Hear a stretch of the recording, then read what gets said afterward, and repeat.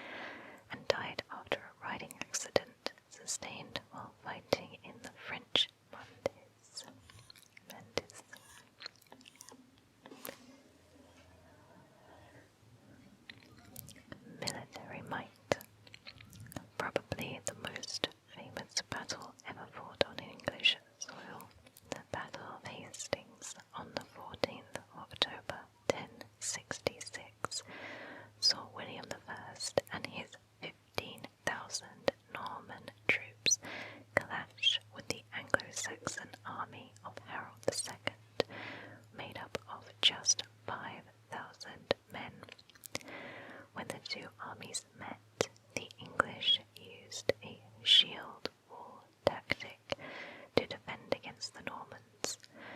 However, when some of the Normans turned to run, they drew English soldiers after them, breaking the shield wall. The Normans were able to turn and overwhelm Harold's soldiers with their larger force. The Bayeux Tapestry was embroidered to tell the story of the battle and seemingly shows Harold falling, shot with an arrow through his eye. Royal romance. After an unsuccessful first proposal, William eventually married Matilda, daughter of Baldwin, the Count of Flanders, perhaps to lend support to his claim to the English throne. Matilda was a direct descendant of Alfred the Great. At first, Matilda rejected William, and legend reports that his response was to leave Normandy, find Matilda, grab her by her long braids and throw her to the ground.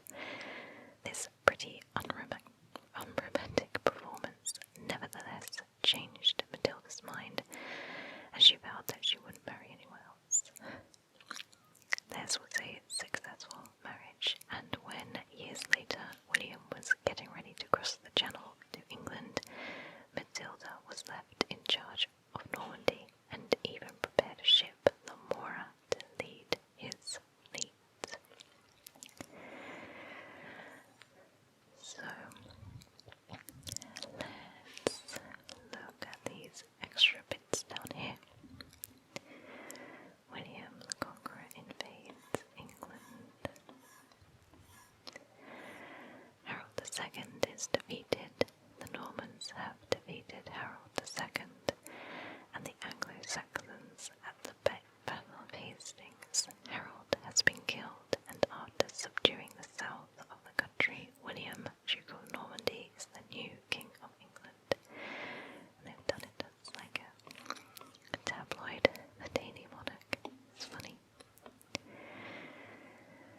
The Bayeux Tapestry is finished. The embroidery tells the story of the Battle of Hastings in stitches. The tapestry is widely regarded as one of the most important pictorial documents of the 11th century. However, it shows the battle entirely from a Norman perspective. Harold II and his troops might have told a different story. Isn't that so true for everything in history? Work begins on the Tower of London in 1078.